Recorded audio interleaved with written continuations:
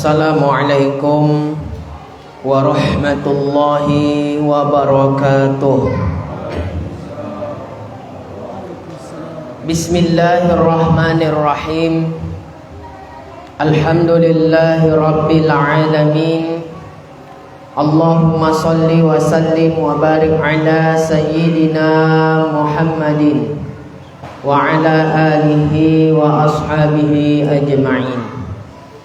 Subhanaka la ilma lana illa ma 'allamtana innaka antal alimul hakim. Rabbi shrah li sadri wa yassir li amri wahlul 'uqdatam min lisani yafqahu qawli. Allahumma arzuqna fahman nabiyyin wa hifdzal mursalin wa ilhamal malaikatil muqarrabin bi rahmatika ya arhamar rahimin. Wa la haula wa la quwata illa billahil aliyyil azim. Alhamdulillah, segala puji syukur kehadirat Allah Subhanahu wa ta'ala yang telah memberikan nikmat kesehatan dan kesempatan kepada kita semua sehingga malam hari ini kita dapat bertemu kembali untuk melanjutkan kajian kita seperti biasa. Salawat beriring salam tidak lupa pula kita hadiahkan kepada junjungan kita baginda Nabi Muhammad sallallahu alaihi wasallam. Allahumma shalli wa sallim wa barik alaihi. Mudah-mudahan dengan banyaknya kita bersalawat kepada beliau, kita ini merupakan salah satu di antara umatnya yang mendapatkan syafaat di hari akhir kelak. Amin ya rabbal alamin. Yang sama-sama saya muliakan dan hormati tuan-tuan guru, para ustadz, ustazah, mu'allim, mu'allimah, para jamaah, bapak ibu, hadirin wal hadirat rahimakumullah. Malam hari ini kita akan melanjutkan kajian kita seperti biasa. Terjadwal pada malam hari ini kita akan membahas kajian fikih dengan membaca kitab Matla'ul Badrain, menyambung pada pembahasan kita yang lalu tentang rukun sholat berdiri. Pada pertemuan di bulan Agustus yang lalu kita membahas dan mengulas tentang kesempurnaan sholat, diantaranya adalah dengan merapatkan shaf. Yang mana kesimpulannya adalah bahwa merapatkan shaf di dalam sholat berjamaah itu adalah dengan merapatkan bahu dengan bahu, bukan menempelkan kaki dengan kaki. Apalagi sampai ngejar-ngejar kaki. Bukan malah khusyuk yang didapat, orang jadi terganggu. Kita kupas kemarin dalil-dalilnya secara komprehensif, secara rinci. Bahwa memang ada hadisnya yang menyatakan merapatkan shaf adalah dengan menempelkan kaki dengan kaki. Kita tidak mengingkari itu. Ada hadisnya, ada dalilnya. Kalau sholat berjamaah adalah dengan menempelkan kaki dengan kaki. Tapi hadis itu perlu dibahas lagi. Kenapa? Karena di dalam hadis dikatakan wa kana ahaduna, dan ada salah satu di antara kami yang dia merapatkan bahu dengan bahunya dan merapatkan kaki dengan kaki. Wa kana ahaduna, ada satu orang. Jadi kalau sholat berjamaahnya di belakang Nabi, jamaahnya ada 50 orang, berarti yang cuma menempelkan kaki dengan kaki hanya satu orang. 49 orang tidak menempelkan kaki dengan kaki. Coba kita pikir, masa kita pilih yang satu meninggalkan yang 49? Kan gak cocok. Jadi hadis yang menyatakan merapatkan shaf adalah dengan menempelkan kaki dengan kaki, hadisnya itu perlu dibahas kembali. Memang ada dalilnya, tapi sudah tidak relevan diamalkan di masa sekarang. Kemarin saya menjelaskan komentar-komentar ulama-ulama hadis tentang hadis itu.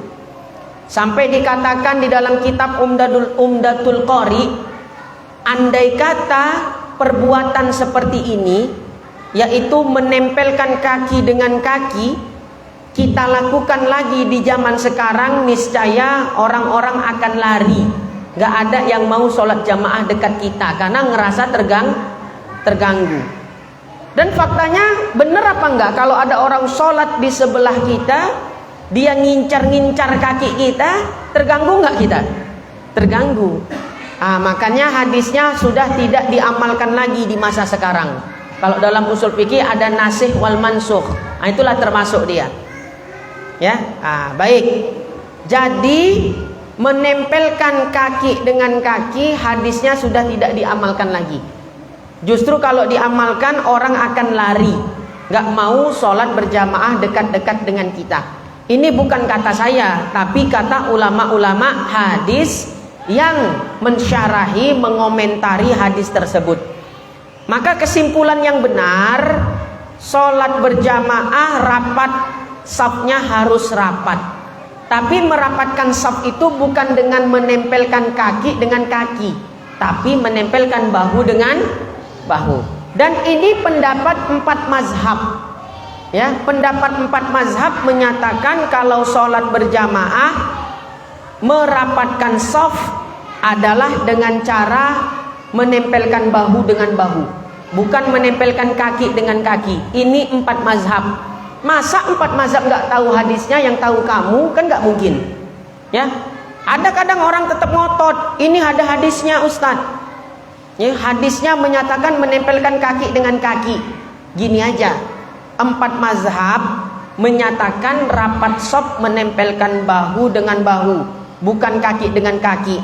Kalau kau tetap ngotot, berarti 4 mazhab ini, imam mazhab yang 4 nggak tahu dalilnya, yang tahu cuma kau aja. Cocok kira-kira? Kan rasanya nggak mungkin. Awak ini siapalah? Seujung kukunya kita pun nggak ada mirip-miripnya dengan imam 4 mazhab. Ya, dari sisi ubudiyah, amal ibadah, dari sisi ilmu, nggak ada mirip-miripnya kita dengan ulama yang 4 mazhab itu tadi. Ya, ulama salaf. Baik. Jadi kalau sholat berjamaah jangan ngejar-ngejar kaki. Yaitu kesimpulan kita yang lalu. Sekarang kita lanjutkan pembahasannya. Maka ya, tentang berdiri di dalam sholat. Kesimpulan kemarin, sholat itu ada 2. Ada sholat wajib, ada sholat sunnah.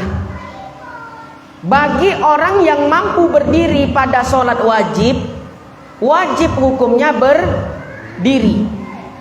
Kalau dia kerjakan sholat wajib tersebut, sholat fardu tersebut dengan cara duduk, padahal mampu dia berdiri, sholatnya tidak sah.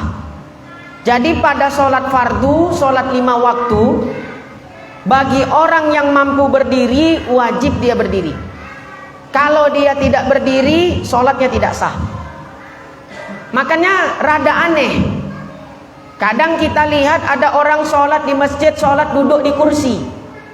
Padahal kalau kita lihat dia mampu berdiri. Habis sholat salam-salaman dia berdiri.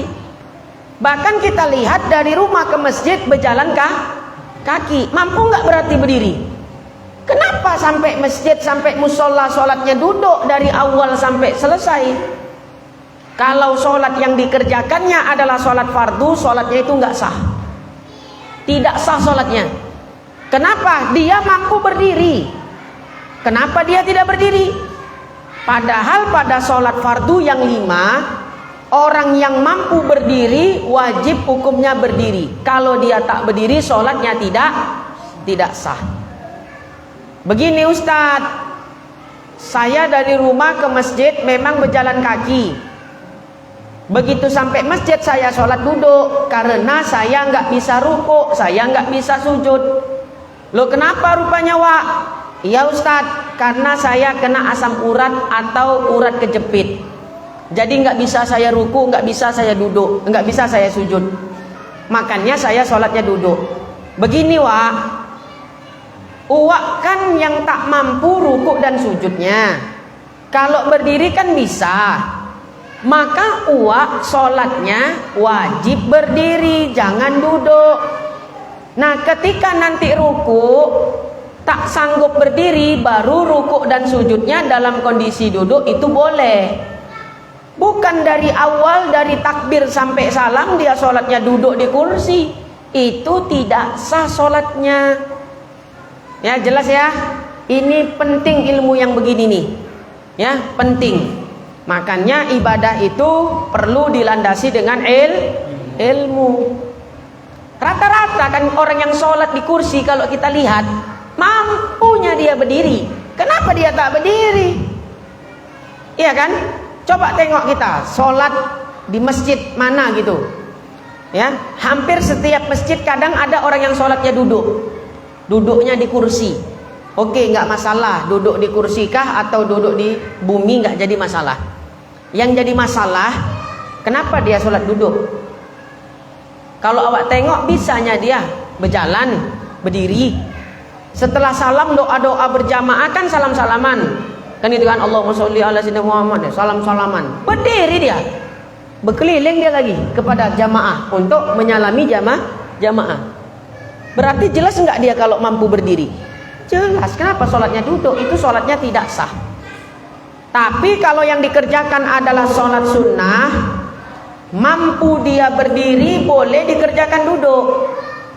Kalau sholatnya sunnah, nanti malam bangun tengah malam mau tahajud. Tahajud itu sholat wajib atau sholat sunnah? Sholat sunnah. Nah, kalau capek kali rasa kerjakan sholat tahajud tadi dengan duduk, ya nggak apa-apa. Sholatnya tetap sah, tapi pahalanya enggaklah penuh, setengah dari pahala sholat berdiri. Nggak apa-apa sholat duduk kalau memang sholatnya sholat sunnah, walau dia mampu berdiri. Jelas ya? Nanti sholat duha pagi. Duha maksimalnya kan berapa rakaat? Ya, 12 maksimalnya. Sudah? Mau dikerjakanlah 12 rakaat. Rakaat pertama, kedua, ketiga, ya, sanggup dia berdiri. Tiba-tiba capek rasanya, tapi tetap sanggup dia berdiri. Udahlah, sisanya duduk ayolah aku sholat duha. Iya, tidak masalah. Sholatnya tetap sah karena sholat sunnah. Tapi kalau sholat wajib, bagi orang yang mampu berdiri, ya wajib dia berdiri. Kalau dia tidak berdiri, sholatnya tidak sah. Baik, kita lanjutkan. Maka lihat kitabnya, saya nggak tahu halamannya berapa. Matlaul Badrin saya pun beda halamannya. Saya kitab lama. Sekarang kitab Matlaul Badrin ini udah ada syarahnya. Ya, syarahnya dalam syarah Arab Melayu juga. 3 jilid tebal-tebal nih. Jadi yang saya bawa ini syarahnya. Di Indonesia nggak ada. Saya jamin untuk di Medan yang punya cuma saya. Ya, kenapa? Karena adanya di Thailand.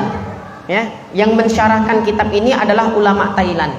Matlaul Badrinnya yang menyusun ulama Thailand, yang mensyarahkan juga ulama Thailand. Ya, jadi alhamdulillah saya punya syarah dari kitab Matlaul Badrin. Maka jika lemah daripada qiyam, ada ketemu nggak? Coba lihat di halaman berapa? Halaman 30 baris keempat dari atas, ya Zat. Halaman 30 baris keempat dari atas. Bismillahirrahmanirrahim. Qala al-muallif rahimahullah wa nafa'ana bi wa bi ulumihi fid dharain amin ya mujibas sa'ilin. Maka jika lemah daripada qiyam, tidak sanggup berdiri, duduk ia. Salatnya duduk. Betapa yang dikehendakinya. Kalau nggak bisa sholat berdiri, ya udah sholatnya duduk. Betapa yang dikehendakinya, maksudnya mau duduk model apa terserah. Ya, dan duduk iftiros itu afdol daripada tawaruk dan umpamanya. Duduk di dalam sholat ada 4 macam. Pertama, duduk iftiros namanya. Duduk iftiros itu apa? Duduk tasyahud awal atau duduk di antara 2 sujud, di mana pantat kita bertumpu kepada telapak kaki. Kebayangkan? Itu selalu kita buat, tapi mungkin kita nggak tahu namanya apa. Namanya duduk iftirosh. Jelas? Kedua, duduk tawaruk namanya. Duduk tawaruk itu bagaimana? duduk tasyahud akhir mau salam yang mereng gini, pantat kan langsung bertumpu ke bumi, iya apa enggak? Itu dinamakan dengan duduk tawarruk. Ya, yang pertama duduk iftirash, kedua duduk tawarruk. Yang ketiga namanya duduk tarabbu. Duduk tarabbu itu duduk bersila. Nah, ini tarabbu namanya. Nah, ini istilah-istilah fikihnya harus kita paham. Ya, duduk tarabbu. Nah, yang kemudian keempat namanya duduk iqo'ah. Duduk iqo'ah itu ada yang makruh, ada yang sunnah. Ya, yang sunnah itu duduk iqo'ah, pantat bertumpu kepada kedua telapak kaki. Jadi dua-dua telapak kaki kita duduki. Tahu ya kan? Itu namanya duduk iqo'ah yang sunnah. Udah berapa jumlahnya? 4 kan? Apa tadi pertama? Iftirash, tawarruk, tarabbu, ya, iqo'ah. Tambah yang kelima duduk di kursi. Tambah yang keenam duduk di warung. Ya, nggak masuk, jangan catat duduk yang di warung. Dah baik. Di dalam kitab Matolaul Badroin dikatakan kalau tidak mampu sholat berdiri maka dia sholat duduk. Betapa yang dikehendakinya. Maksud betapa yang dikehendakinya itu maksudnya dengan duduk yang dia inginkan. Dia bebas milih maksudnya. Mau sholatnya duduk di kursi, mau sholatnya duduk di bumi dengan duduk iftirash kah, dengan duduk iqo'ah kah, ya, atau seumpamanya, bebas pilih dia. Hanya saja kalau misalnya dia mampu duduk di bumi, itu lebih baik daripada sholatnya duduk di kursi. Jelas ya? Kenapa? Kalau dia sholat duduk di bumi, kemungkinan besar bisa dapat sujud secara sempurna. Duduk sujudnya di bumi, maka dapat nilai pahala yang lebih. Dari kesemua duduk tadi, duduk tawarruk, duduk iqo'ah, duduk tarabbu, duduk iftirash, kalau memang kita mau sholat dengan cara sholat duduk, yang paling afdol dikatakan adalah dengan duduk iftirash. Duduk iftirash tadi apa? Duduk di antara dua sujud, di mana pantat kita bertumpu kepada telapak kaki kiri. Nah, itu namanya duduk iftirash. Intinya bebas dia mau pilih duduk seperti apa. Jelas ya? Tapi kalau ditanya yang paling afdol duduk iftirash lah. Ustadz, kalau saya nggak bisa duduk di lantai, ya, menekuk kaki nggak bisa, bolehkah saya duduk sholat di kursi? Ya nggak ada, jadi masalah. Bahkan kalau bisa dua-duanya, duduk di kursi dia bisa, duduk di lantai dia juga bisa, di bumi, tetap lebih afdol duduk di bumi, karena bisa didapati sujud yang sempurna. Caranya bagaimana yang paling afdol? Dengan duduk iftirash. Nah, baik, tentang duduk di dalam sholat gini. Kalau kita masbuk, punya hutang rokaat, artinya ketika imam salam kita harus berdiri menambah rokaat, maka disunahkan duduknya kita adalah duduk iftirash. Imamnya duduk tawarruk, kita duduk iftirash. Kenapa demikian? Ya, karena kita mau nambah rokaat ketika imam salam. Kalau kita duduknya duduk tawarruk, payah nggak bangkitnya? Itu hikmahnya. Silakan baca kitab Bujairomi alal Khatib, syarah daripada kitab Al-Iqna. Kitab Al-Iqna itu karya daripada Syekh Khatib Asy-Syarbaini. Kitab Bujairomi alal Khatib itu karya daripada Syekh Sulaiman Al-Bujairomi. Ini sedikit informasi tentang kitab ini. Banyak santri-santri, orang-orang yang salah kaprah, ya, tentang kitab Bujairomi. Kitab Bujairomi itu ada dua macam. Penyusunnya sama. Penyusunnya sama-sama Syekh Sulaiman Al-Bujairomi. Yang pertama nama kitabnya Bujairomi alal khatib. Kalau judulnya seperti itu, Bijairomi atau Bujairomi ya alal khatib, berarti kitab itu syarah dari kitab Iqna. Saya ngaji kitab Iqna dengan almarhum Kiai Haji Oka Mas'ud. Ya, tapi belum sampai khatam kitab itu, beliau sudah keburu wafat. Ya, kitab Iqna. Nah, tapi kalau di judul kitabnya, di cover kitabnya tulisannya Hasiyah Bujairomi. Ya. Hasiyah Bujairomi itu berarti hasiyah daripada kitab Tuhfatul Tulab. Ya, karya dari Imam Zakaria Al-Ansori. Nah, jadi dua kitab yang berbeda itu, jangan salah kaprah. Kalau di covernya tulisannya Bijairomi alal khatib, nggak ada tulisan hasiyahnya, itu berarti hasiyah kitab Iqna. Tapi kalau di judulnya ada Hasiyah Bijairomi, ah itu bukan Bijairomi hasiyahnya kitab Iqna, tapi dari kitab yang lain. Oh, ya, cuma penulisnya sama. Ya, nah itu. Kadang ada orang datang mau nyari kitab itu kan. Kitab apa saya tanya? Ya. Bijairomi Khatib Ustaz. Ya. Yang mana saya bilang? Loh, bukannya satu, ya. Dua saya bilang. Penyusunnya itu sama tapi ya, judulnya mirip tapi isinya beda gitu dia. Nah, baik. Jadi keterangan tadi kalau kita masbuk, duduknya kita duduk iftiros kalau memang kita harus menambah rakaat. Saya pernah ngisi pengajian di tempat lain.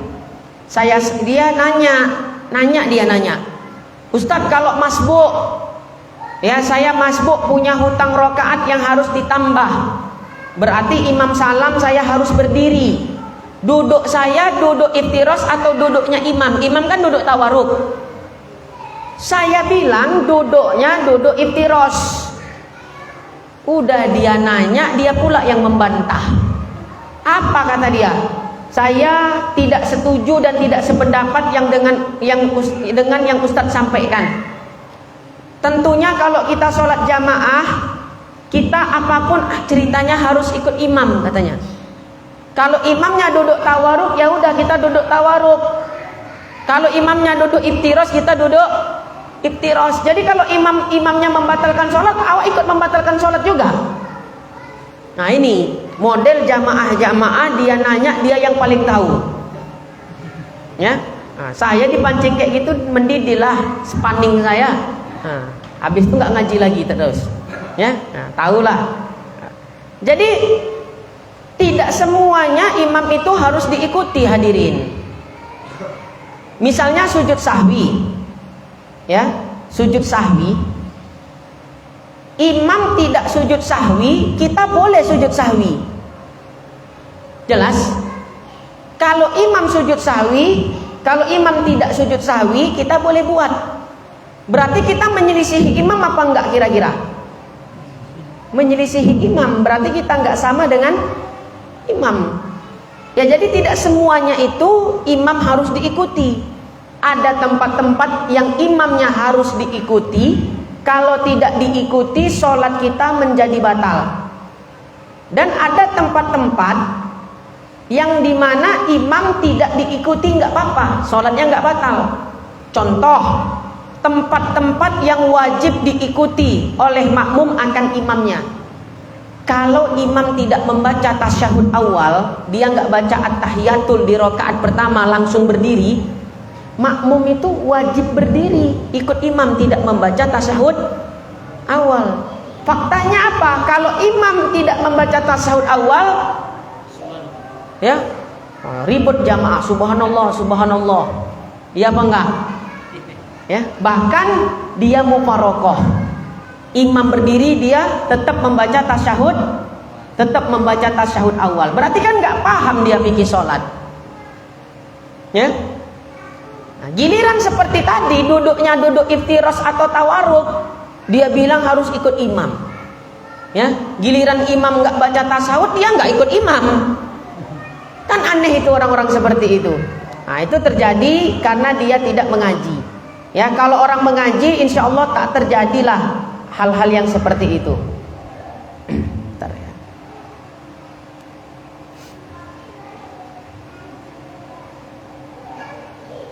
Dah. Kemudian orang yang tak bisa berdiri boleh sholat duduk. Ya, itu jelas ya. Duduknya duduk seperti apa, di lantai atau di kursi nggak jadi masalah. Kalau duduknya di lantai, di bumi, apakah dengan duduk iqo'a, duduk tarabbu, duduk tawaruk ataupun iftiros, boleh yang mana saja. Tapi kalau ditanya yang paling bagus dengan duduk apa, jawabannya duduk iftiros. Ya, nah ini di syarahnya Matlaul Badruin dikatakan, jika tidak mampu sholat berdiri secara benar, tegak lurus, sempurna pada sholat fardu, hendaklah dia berdiri dalam keadaan semampunya. Coba ini, kalau berdiri sempurna tak kuasa, tegak lurus, ya, dia bersolatnya berdiri bisa, tapi membungkuknya itu bukan dibuat-buat, mungkin karena faktor usia misalnya. Apakah dia tetap wajib sholat berdiri? Wajib, ya, tetap wajib berdiri, karena ada kaidah al-maisuru la yasqutu bil ma'suri, yang artinya perkara yang mudah tidak digugurkan dengan sebab perkara yang payah, yang dianggap sulit. Artinya gini, dalam fikih nih ya, yang jelas tadi berdiri wajib enggak? Wajib pada sholat fardu bagi yang mampu berdiri. Ada orang sholat dia nggak bisa berdiri kecuali dengan berpegangan kepada dinding. Ketika bangkit dari sujud dia pegangan sama dinding. Jelas? Wajibkah dia berdiri? Wajib. Jangan gara-gara itu sholat duduk, nggak sah sholatnya. Karena yang jelas dia mampu berdiri.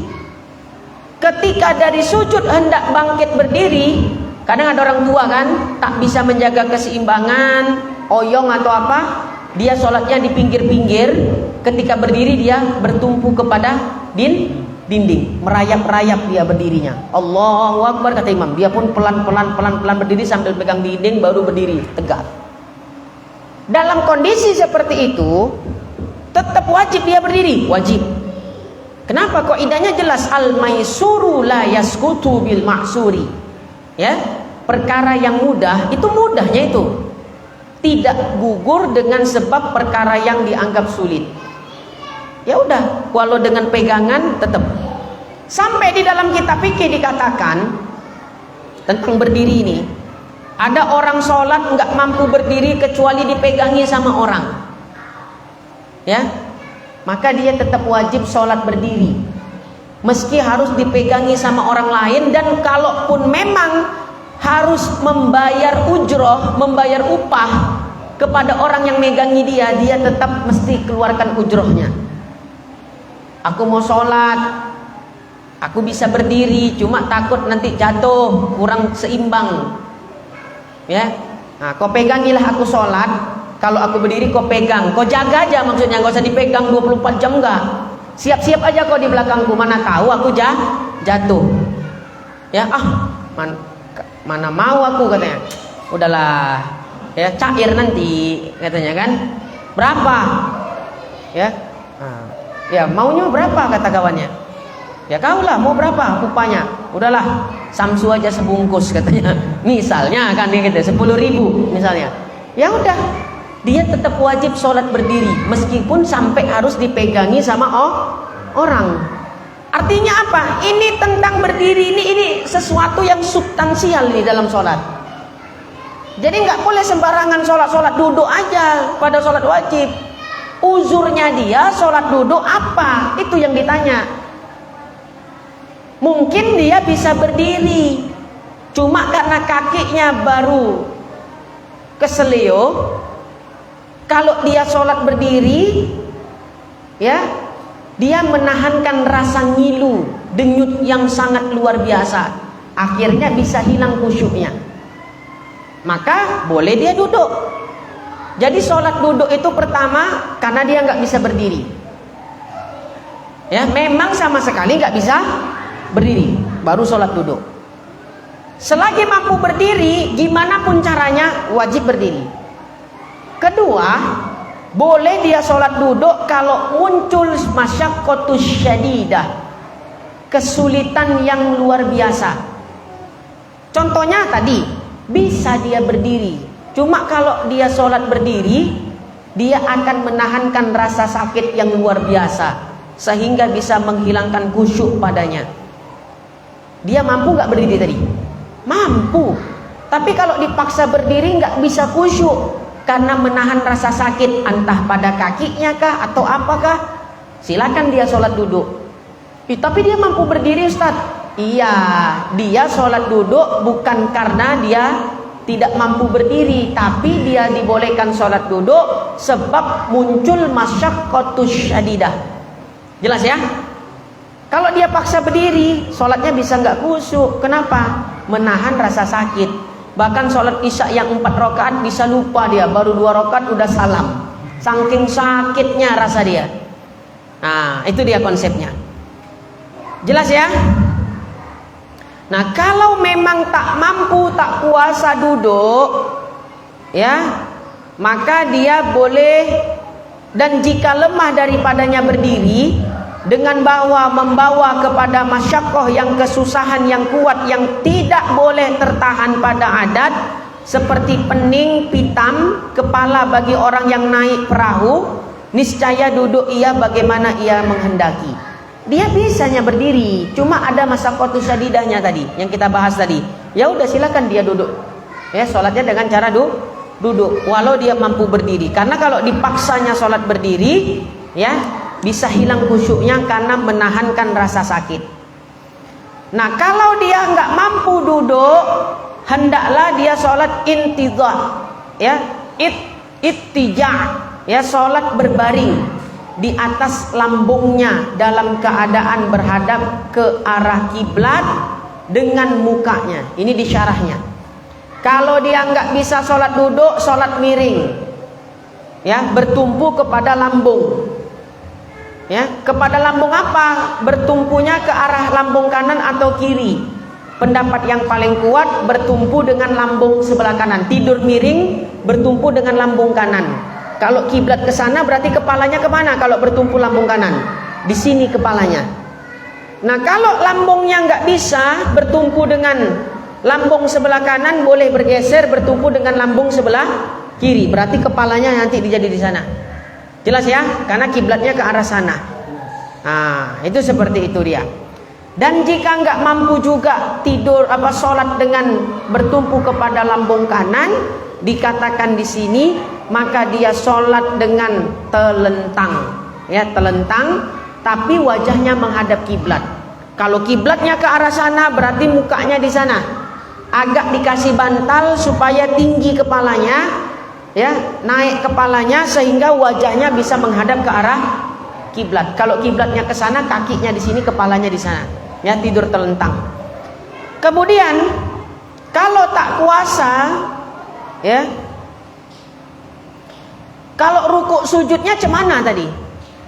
Orang yang sholat bertumpu pada lambung kanan, bertumpu kepada, ya, lambung kiri, ataukah orang yang telentang, sujudnya cemana? Sujudnya dengan isyarat kepala ketika rukuk dan sujud, agak ditundukkan. Kalau tak mampu, ya sudah, ya, boleh dia isyarat dengan kedipan mata, pengganti dari rukuk dan sujudnya. Nah, baik. Sampai kapan batasannya? Kalau kita kan kalau udah nggak bisa sholat telentang, maka sholatkan katanya. Itu belum final, masih ada lagi sambungannya. Jika tidak mampu lagi dengan sholat telentang, ya, bahkan untuk mengkedipkan mata pun tak sanggup sebagai pengganti isyarat rukuk dan sujud, maka dia sholat dengan isyarat hati aja. Ya, dia tetap wudu, ya, akalnya kan masih ada, masih tetap akalnya, ya, belum hilang, tetap wajib sholat menurut pendapat yang paling kuat. Jadi dia sholat pakai isyarat hati. Kan dia terdiam aja gini kan, cemana sholatnya? Wudukan dia, ya udah, nanti dia sholat seolah-olah sholat di dalam hatinya. Jangan awak yang kayak gitu. Udah sholat bang, saya sholat di dalam hati aja katanya. Ya, kau ini sakit apa gimana? Ya, enggak boleh karena kita hakun salim, orang yang sehat. Ya, artinya apa? Selagi masih ada akal, maka tidak boleh meninggalkan sholat. Ya, tidak boleh sholat ditinggalkan selama akalnya masih ada. Tapi menurut mazhab Hanafi, kalau sholat dengan telentang, kedipan mata pun tak sanggup, ya, maka ya sudahlah. Nanti kalau dia sehat, baru dia qadha sholatnya. Itu menurut mazhab Hanafi. Kalau mazhab Syafi'i enggak, tetap wajib sholat meski dengan isyarat hati. Ya, kenapa? Selama masih tetap akal pada dirinya, dia tetap wajib sholat. Lihat lagi kitab Matlaul Badrinnya. Maka jika lemah daripada duduk sembahyang ia berbaring. Itu yang kita jelaskan tadi. Dan jika lemah, tak mampu, tak sanggup, sholat dengan tidur berbaring, sembahyang ia melintang, ya, dan ditinggikan kepalanya dengan umpama bantal, ya, supaya berhadap ke kiblat. Itu yang kita bahas tadi. Bertumpu dengan lambung kanan nggak bisa, dengan lambung kiri nggak bisa. Ya udah, sholatnya sholat telentang, dengan wajah, dengan belakangnya kepala dikasih bantal supaya kepalanya sedikit mendungak naik, jadi wajahnya bisa menghadap ke arah kiblat. Melainkan jika ada ia di dalam Ka'bah padahal beratap dan isyarat ia dengan kepalanya bagi rukuknya dan sujudnya. Orang yang sholat telentang tadi, ya, sholat berbaring, ya, telentang, tahu telentang kan? Nah, maka rukuk sujudnya dengan isyarat anggukan kepala. Rukuk naikkan kepalanya, ya. Sujud agak dinaikkan lagi, nah gitu. Kalau itu nggak sanggup, boleh pengganti rukuk dan sujud diganti dengan kedipan mata, dengan isyarat mata. Dan dijadikan sujudnya rendah daripada rukuknya. Nah, itu dia. Maka jika lemah ia daripada demikian itu, sholat dengan telentang pun dia tak sanggup, hendaklah ia isyarat dengan kelopak matanya. Rukuk dan sujudnya tadi tak sanggup mengangkat kepala, maka rukuk dan sujudnya boleh diganti dengan isyarat kedipan mata. Dan tiada wajib pada ketika itu direndahkan sujudnya daripada rukuknya. Ya, dia sholatnya kan berbaring tadi, telentang. Ya, saking lemasnya untuk mengangkat kepala sedikit aja pun nggak sanggup. Jadi gimana pengganti rukuk dan sujudnya? Pengganti rukuk sujudnya adalah dengan kedipan mata. Lihat lagi kitabnya. Maka jika lemah ia daripada yang demikian itu, wajib dilakukan segala perbuatan sholat atas hatinya. Nah, jelas ya. Kalau sholat berbaring, telentang, rukuk dan sujudnya tak mampu berisyarat dengan isyarat, ya, dengan menundukkan kepala, mengangkat kepala, maka bisa diganti dengan isyarat mata. Kalau dengan kedipan mata pun dia tak sanggup, maka diganti semua perbuatan sholatnya dengan, ya, di dalam hati, isyarat di dalam hati. Artinya apa? Pokoknya tetap wajib sholat dia dimanapun kondisinya. Nah, kalau udah sholat dengan isyarat hati, tinggal nunggu pengumumannya itu, ya, tinggal tunggu diumumkan. Dengan bahwa diumpamakan dirinya berdiri dan membaca Fatihah dan rukuk dan lainnya, maka tiada wajib qadha atasnya. Jadi sholat dengan isyarat hati tadi seolah-olah dia takbiratul ihram, seolah-olah dia membaca Fatihah di dalam hati, kemudian seolah-olah dia rukuk, iktidal, sujud sampai dia salam. Niatkan itu di hatinya gitu, ya. Kalau udah begitu model sholatnya, tinggal nunggu diumumkan, ya. Nah, kalau kebetulan dia sembuh dari sakitnya, wajibkah sholatnya diqadha? Maka jawabannya sholatnya tidak wajib diqadha. maka tiada gugur kewajiban sholat sembahyang daripadanya selama masih ada akalnya. Itu yang kita bahas tadi. Kalau mazhab Hanafi ringan dia, ya. Kalau memang isyarat dengan rukuk dan sujud, bagi orang yang sholat telentang tadi, rukuk dan sujudnya isyarat dengan kepala pun tak sanggup, ya udahlah, dia nggak usah sholat dulu. Nanti kalau udah sembuh, dia qadha sholatnya. Dijawab sama Imam Syafi'i, kalau sembuh, kalau enggak gimana sholatnya? Nah, kan gitu kan. Makanya mazhab Syafi'i selagi masih ada akalnya tetap wajib sholat. Silakan kalau ada pertanyaan. Ya, nah itu udah selesai tentang rukun sholat berdiri. Kita akan masuk pembahasan daripada rukun sholat yang ketiga, takbiratul ihram. Kalau ada pertanyaan dipersilakan. Ada? Iya. Waalaikumsalam warahmatullahi wabarakatuh.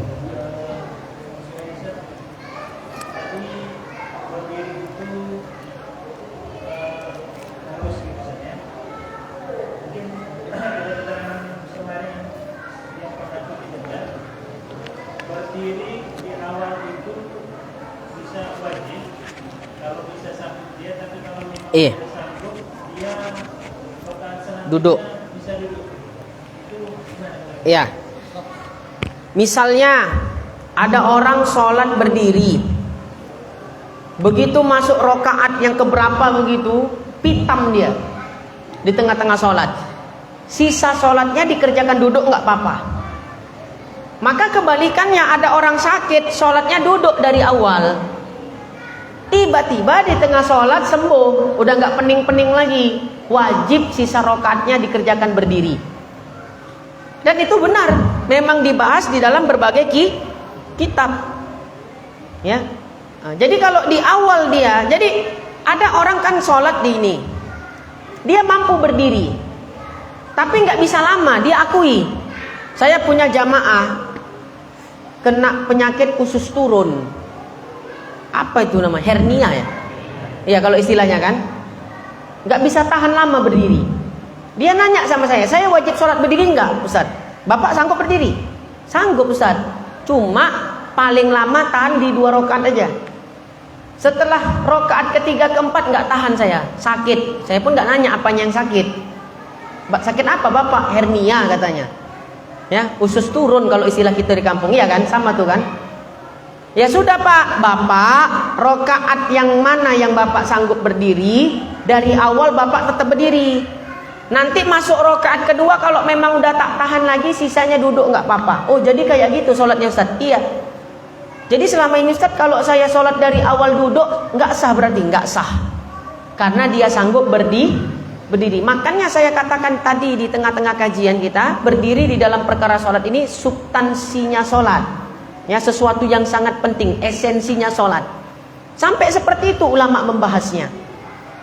Bahkan begitu takbiratul ihram, mulai goyang, udah duduk sisanya. Tapi ketika berdiri dia sanggup, berdirilah. Allahu Akbar, Bismillahirrahmanirrahim, baca Fatihah.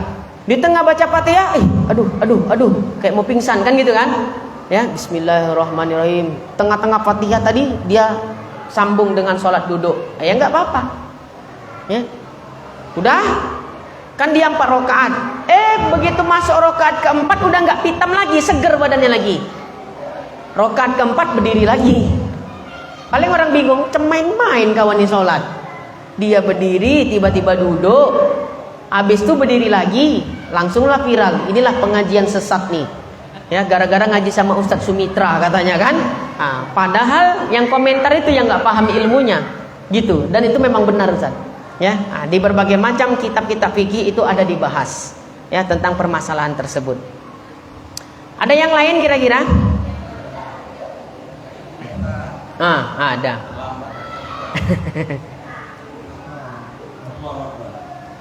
Bismillahirrahmanirrahim. Assalamualaikum warahmatullahi wabarakatuh. Waalaikumsalam warahmatullahi wabarakatuh. Pertanyaan saya ada 2. Pertama, berdiri, tentang hal berdiri. Dia bisa berdiri Ustaz, tapi bergoyang ke kiri, bergoyang ke kanan, atau ke depan, atau ke belakang. Gimana tentang hal tentang berdiri lurus ini, Ustaz? Hukumnya. Nah, ada orang yang badannya tak bisa diam, ya, bergerak terus, dan itu bukan maunya dia, ada penyakitnya, bergetar-getar nanti tiba-tiba, kan gitu kan? Tiba-tiba lagi tergetar lagi ke kiri. Puakonya mungkin panas dia karena sholat dia, kan gitu. Tahu puako? Tahu nggak puako? Ya, kalau orang Jawa bilang perewangannya, kan gitu kan? Saya pernah ketemu orang kayak gitu, ya, sholat naik-naik sendiri tangannya, bukan maunya dia, ya, tapi ditahannya juga. Pertanyaannya, bergerak-geraknya itu batal nggak sholatnya? Kan ada kriterianya kan? Bergerak yang membatalkan sholat adalah bergerak yang banyak, lebih dari 3 kali, dengan syarat gerakan itu mutawaliyatun, berturut-turut. Ya, jadi nggak setiap bergerak di dalam sholat itu sholatnya batal.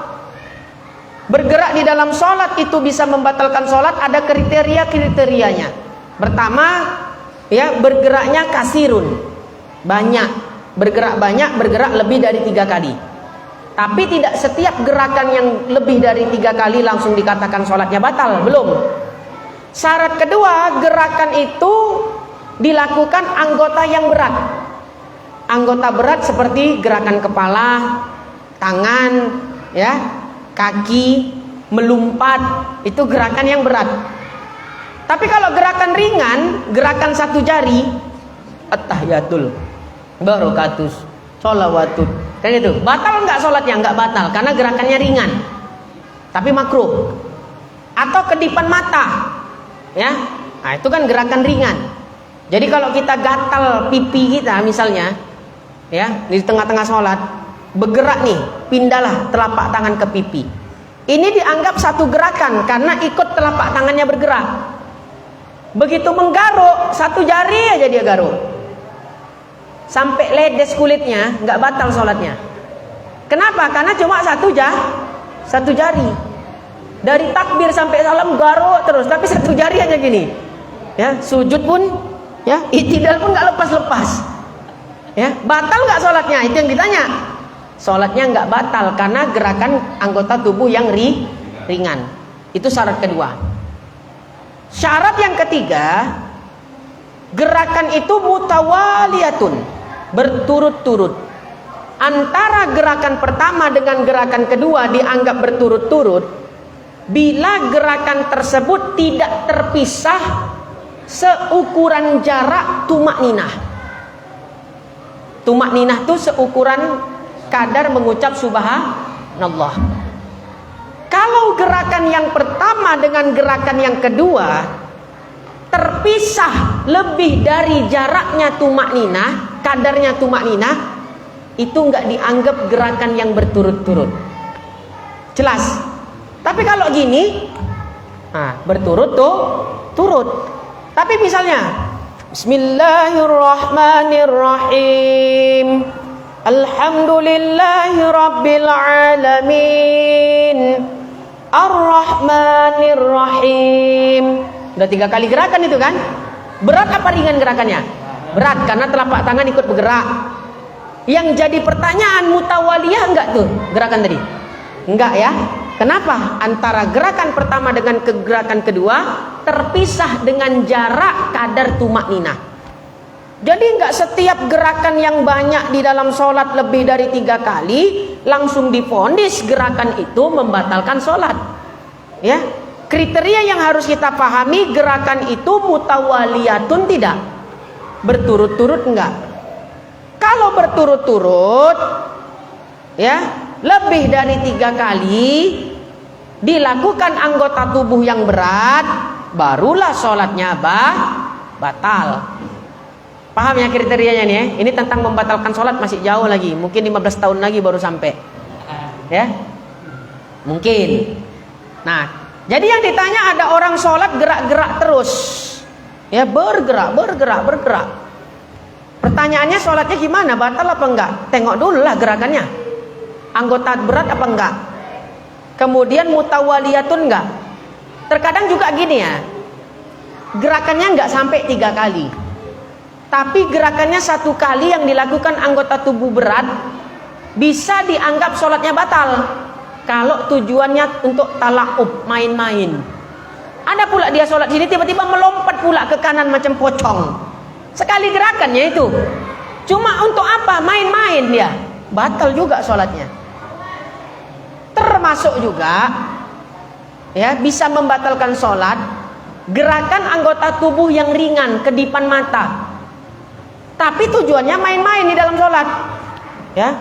Nah, jadi dia sholat, kemudian kawannya nggak sholat, kawannya nengok dia, lewatlah cewek, dikodenya, gitu ya, misalnya. Main-main berarti kan, gerakannya ringan apa berat? Ringan, batal juga sholatnya, karena tujuan tala'ubnya tadi, main-main. Nah, jadi kalau tadi memang gerakannya terpisah, nggak mutawaliyah, nggak apa-apa, nggak batal. Oke lah, kita anggap gerakannya mutawaliyah, berturut-turut. Ya, kalau dia sholat berdiri, gerakannya mutawaliyah, ya, bergerak terus-menerus. Tapi kalau duduk, enggak gitu dia. Ya, maka itu termasuk juga masyaqqatus syadidah. Ya, dia biasa berdiri, tapi karena masyaqqatus syadidah boleh duduk, kan gitu dia. Jelas ya? Jadi ini ada nanya nih, kalau sholat isyarat hati, cemana wuduknya dia? Kan udah disampaikan tadi, wuduknya dengan diwudukkan lah. Namanya orang sakit. Orang sakit tetap wajib sholat. Cemana wuduknya? Ya diwudukkan. Ya, siapa yang mewudukkan? Keluarganya lah.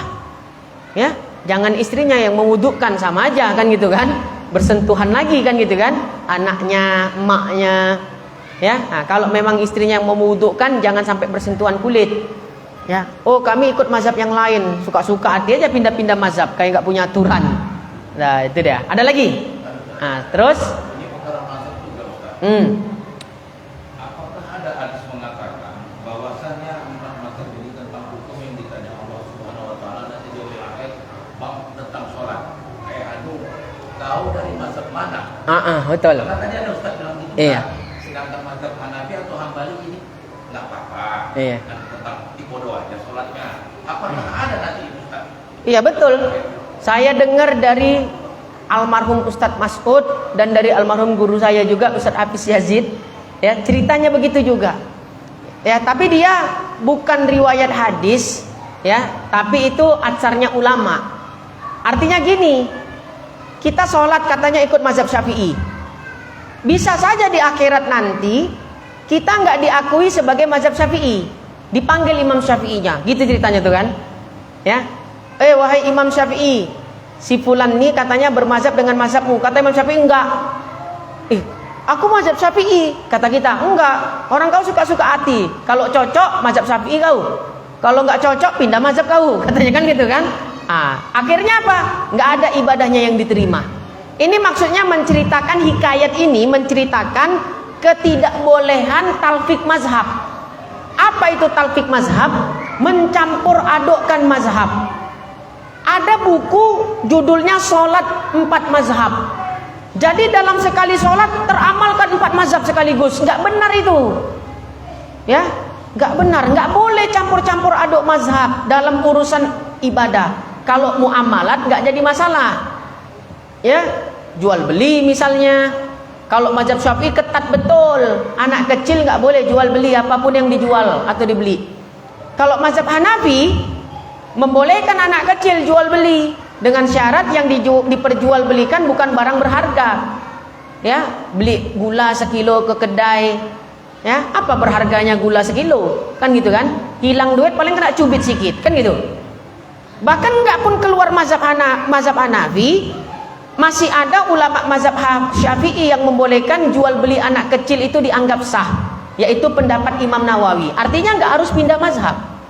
Sama gini, bersentuhan laki-laki perempuan batal nggak wudhunya yang bukan mahram?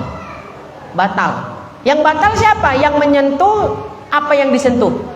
Dua-duanya. Yang menyentuh batal, yang disentuh batal. Tapi ada pendapat kedua di dalam madhab Syafi'i, muqabilnya kaul ashah yaitu kaul sahih. bersentuhan laki-laki perempuan yang bukan mahram atau muhrim, yang batal wudhunya hanya orang yang menyentuh. Kalau orang yang disentuh, statusnya wudhunya nggak batal. Jadi kalau kita lagi tawaf di Ka'bah, kebetulan kita disentuh oleh yang bukan muhrim, nggak harus pindah mazhab. Jelas ya? Niat aja saya mengamalkan kaul yang kedua, muqabilnya kaul asah, yaitu kaul sahih. Yang batal wudhu cuma yang menyentuh. Aku kan statusnya ya disentuh, ya bukan yang menyentuh. Udah lanjutkan aja tawaf. Nah, kalaupun memang mau pindah mazhab, aturan wudhunya juga harus ikut mazhabnya. Misalnya, mazhab apa yang mengatakan laki-laki perempuan gak batal wudhunya kalau sentuhan? Mazhab apa? Maliki. Ya. Nah, cara wudhunya juga harus ikut mazhab Maliki. Jangan awak wudhunya ikut mazhab Syafi'i, giliran disentuh cewek cantik bilangnya gak batal wudhuku, ikut mazhab Hanafi. Mana bisa? Rukun wudhu mazhab Syafi'i 6. Berapa rukun wudhu mazhab Maliki? Berarti harus ngaji fikih Maliki. Nggak boleh sembarangan itu pindah mazhab. Sholat 4 mazhab gimana? Sekali sholat teramalkan 4 mazhab sekaligus. Ya, itu ngada-ngada itu. Wahabi, ya, itu ngada-ngada itu. Hati-hati itu, ya, propaganda judul bukunya. Ya, sholat 4 mazhab. Keren kan judulnya kan? Wah. Akhirnya rokaat pertama mazhab Hanafi, rokaat kedua Maliki, rokaat ketiga Syafi'i, rokaat keempat ya Hambali. Wah, paten aku kan 4 mazhab ku amalkan. Nggak bisa. Ya, jadi itu hikayat bukan hadis. Ya, tapi memang kemungkinan bisa terjadi itu karena mutawatir ceritanya. Ya, Imam Syafi'i dipanggil, ditanya nanti, "Fulan, ente mazhab apa? Kenapa ente ibadahnya seperti itu?" "Oh iya, dalam urusan ini saya ikut mazhab Syafi'i." "Tapi yang lain?" "Iya, yang lain saya urusan ikut mazhab Hanafi." Dipanggil dua-dua imam tadi.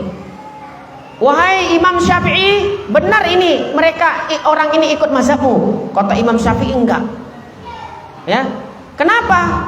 "Cemana mau ikut mazhabku, orang dia ngambil yang enak-enaknya aja." Kan gitu. Oke, ditanya mazhab Hanafi. "Wahai Imam Hanafi, Abu Hanifah, Nu'man ibn Sabit nama aslinya." "Ya Nu'man, ini benar nggak orang ikut mazhabmu?" "Enggak." Akhirnya dua imam nggak ngakui kalau si fulan itu ikut mazhabnya dia. Gara-gara mencampur adukkan mazhab.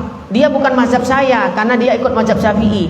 Pergi ke mazhab Syafi'i, Imam Syafi'i nggak ngakui dia nggak mazhab saya, dia karena ikut mazhab Hanafi. Itulah mencampur adukkan mazhab. Akhirnya nggak ada ibadahnya yang diakui. Makanya cukup satu mazhab. Jangan sampai nggak bermazhab. Di dalam kitab Fathul Majid fi Bayani Taklid karya Syekh Ahmad At-Tarmasi, ya ulama besar, murid saudara dari Syekh Mahfud Termas. Ulama Indonesia yang paling alim yang pernah ada itu Syekh Mahfud Termas. Baru yang kedua Syekh Nawawi Al-Bantani. Ya, dua orang ulama ini adalah orang Indonesia yang keilmuannya ya menyelami dunia. Artinya apa? Diakui dunia. Nah, dari keduanya siapa yang paling alim? Syekh Mahfud At-Tarmasi. Beliau punya saudara laki-laki, abang atau adik, namanya Syekh Ahmad At-Tarmasi, nyusun kitab Fathul Majid fi Bayani Taklid. Beliau mengutip perkataan atau fatwanya Imam Malik. Qolal Malik, berkata Imam Malik, tarkul mazahib al-ism, meninggalkan mazhab adalah dosa. Jadi orang yang nggak bermazhab berdosa kecuali dia mujtahid seperti imam mazhab. Ya, nah, kita mujtahid nggak? Bukan mujtahid, mujsakit kita nih. Ya, mujsakit kok nggak mau bermazhab? Ya, nggak usah sok-sok pinter lah jadi orang. Baca hadis saja masih terjemahan kok, nggak pakai mazhab, kan gitu kan? Harus bermazhab. Ya, mazhab ya apa saja terserah. Ya salah satu dari yang 4. Cuma di Tembung nggak ada mazhab Maliki. Rata-rata mazhabnya Syafi'i. Ya udah ikut mazhab Syafi'i. Jangan sampai nggak bermazhab, nanti berdosa. Ya. Nah, jadi Syekh Tarmas adalah ulama yang paling alim dari Indonesia. Beliau orang tuanya punya anak laki-laki 7 orang semuanya. 7-7-nya jadi ulama semua. Kenapa? Kisahnya Syekh Mahfud Termas nih, waktu ibunya mengandung, ibunya tirakat, ya. Kalau orang Jawa itu sering tirakat, puasa. Dia niat apa? Ya Allah, aku lagi hamil, maka aku tirakat berpuasa dengan niat berkahnya puasa yang kualami, anakku dijadikan orang alim. Suatu ketika ayah ibunya dari Syekh Mahfud Termas ini, ya, mau masak nasi. Ya, kalau belum jadi nasi namanya beras. Beras itu dicuci lah. Berasnya berubah menjadi butiran-butiran emas. Karomah ini, kan gitu kan? Nah, kalau nggak percaya karomah bisa fasik. Bahkan dalam kitab Sulamut Taufik, murtad orang yang mengingkari karomah. Ya, kafir orang yang mengingkari karomah. Kemudian waktu nyuci beras, berasnya jadi emas. Kalau emak-emak sekarang nggak apa-apalah anakku nggak jadi orang soleh, yang penting dapat emas. Tapi kalau ibunya Syekh Mahfud Termas, apa katanya? Nangis dia. Ya Allah, aku nggak mau ini. Aku dari tirakatku bukan mengharap ini, bukan mengharap dunia. Aku cuma minta kepadamu ya Allah, kembalikan emas ini menjadi beras lagi. Aku cuma mohon kepadamu, jadikan anak saya orang soleh, orang yang alim. Ya, nah, walhasil lahirlah anak Syekh Mahfud Termas tadi. Beliaulah ulama dari Indonesia yang paling dalam ilmunya. Yang kita tahu kan Syekh Nawawi Banten, ya kan? Nah, tapi kalau ditanya siapa ulama yang paling produktif menulis kitab dalam bahasa Arab, Syekh Nawawi Al-Bantani. Tapi kalau ditanya siapa yang paling alim, adalah Syekh Mahfud Termas. Berkat tirakat dari ibunya tadi, adik-adiknya laki-laki yang 6 orang lahir jadi ulama semua ketika dewasa. Wah, jadi perlu ya ibu-ibu barangkali nanti kalau mau produksi lagi, ya udah jadi positif tirakat, ya puasa, ya nggak mesti puasa tirakat yang macam-macam. Misalnya aku niat minimal seminggu sekali hatam Al-Quran. Dengan tirakat hatam Al-Quran ini aku niat berkahnya anakku jadi orang soleh, jadi ulama. Ditirakati, ya kalau memang benar anaknya jadi orang soleh, ditirakati, ya. Macam-macam bentuk tirakat. Dengan solawat juga bisa, ya banyakin solawat waktu hamil. Ya Allah, berkahnya solawat ini jadikan anakku ahlus solawat yang dekat dengan ya baginda Nabi Muhammad SAW, jadi orang alim. Banyak itulah tirakatnya, niat-niat baik. Ini ya bini hamil tahap apa kadang yang dikerjakan lakinya, ya. Makanya lahirnya anaknya pun tahap apa kan gitu kan. Baik. Jadi kalau bisa tirakatnya suami istri. Ini kalau kepengen punya keturunan jadi orang alim, orang soleh, sejak dia hamil tirakati anaknya, ya supaya jadi orang soleh. Dan yang paling penting jangan masuk ke mulut istri kita barang haram. Itu dia yang paling penting, ya. Beras halal, tapi kalau dibeli dari uang yang nggak jelas, jangan haraplah anak itu jadi orang alim, jadi orang soleh, ya. Jadi seperti itu pendidikannya. Kalau nggak percaya coba, ya. Kalau nggak percaya coba ditirakati. Ibu saya waktu hamil saya tirakatnya puasa.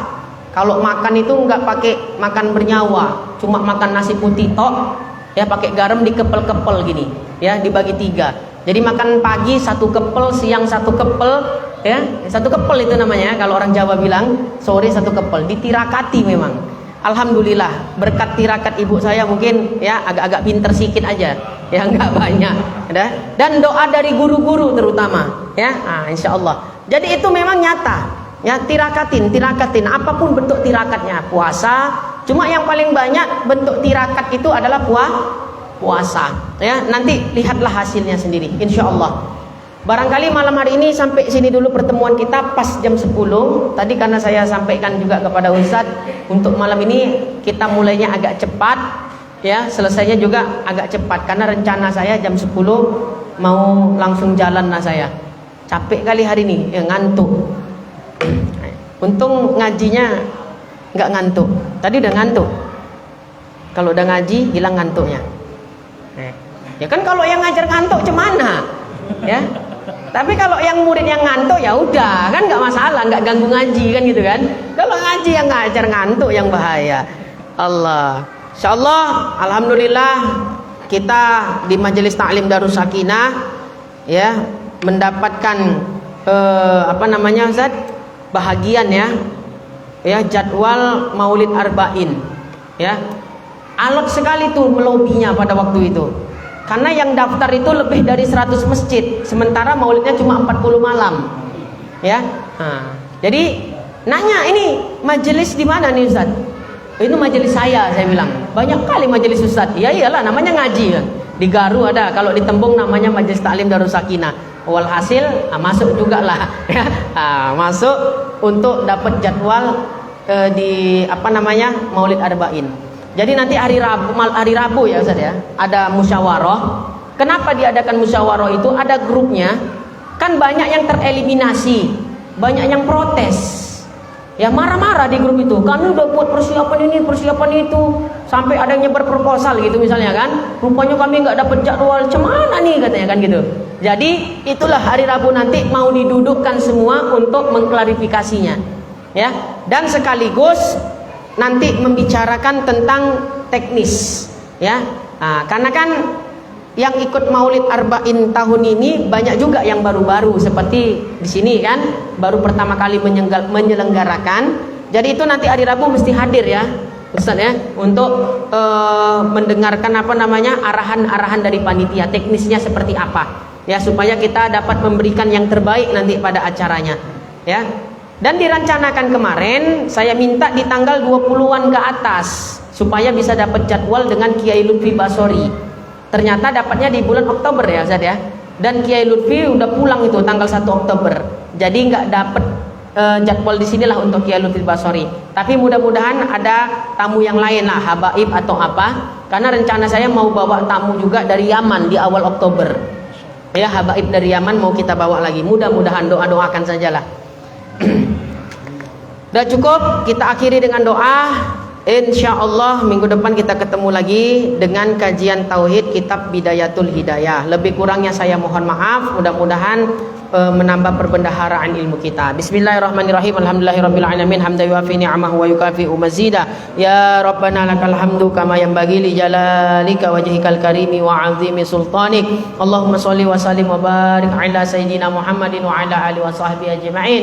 Allahumma ighfir lana dzunubana wa liwalidina warhamhuma kama rabbawna shighara. Rabbana zidna ilma warzuqna fahma wa amalan shaliha. Rabbana atina fid dunya hasanah wa fil akhirati hasanah wa qina adzabannar. Wa sallallahu Assalamualaikum warahmatullahi rabbil alamin. Taqabbalallahu minkum wa minkum taqabbal karim.